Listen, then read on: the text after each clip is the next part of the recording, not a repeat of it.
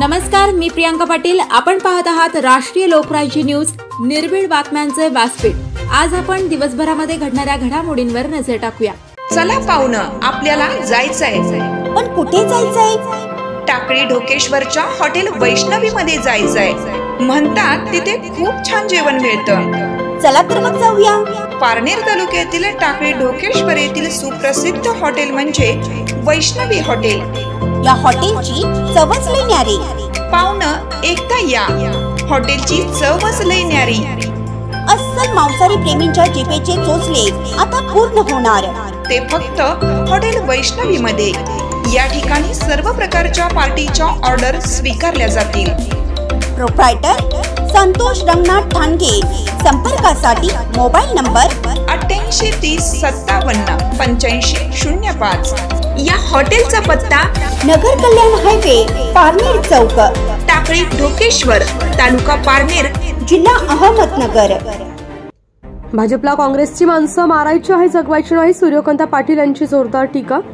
भाजपात गेल्यानं अशोकराव चव्हाण यांचं बरं झालं हे माहिती नाही। भाजपला काँग्रेसची माणसं मारायची आहे, टिकवायची नाहीत, बाकी काही नाही, अशी टीका काँग्रेस सूर्यकांत पाटील यांनी केली। भाजपला रामराम ठोकून शेवटी शरद पवार राष्ट्रवादी गटात सामील झाल्यानंतर सूर्यकांत पाटील यांचं नांदेड रेल्वे स्थानकावर जल्लोषात स्वागत करण्यात आलं। यावेळी त्यांनी अशोकराव चव्हाण यांच्याबाबत प्रतिक्रिया दिली।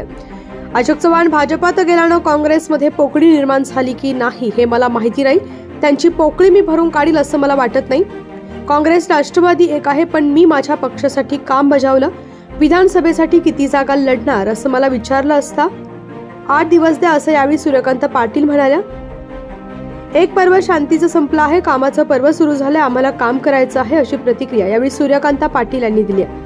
आम्ही काम करू, विधानसभेच्या जागा लढवू। जे सरकारी घरी बसले आहेत त्यांना असं वाटत असेल आता कसं करायचं, मात्र आम्ही काम करू असं पाटील यावेळी म्हणाल्या।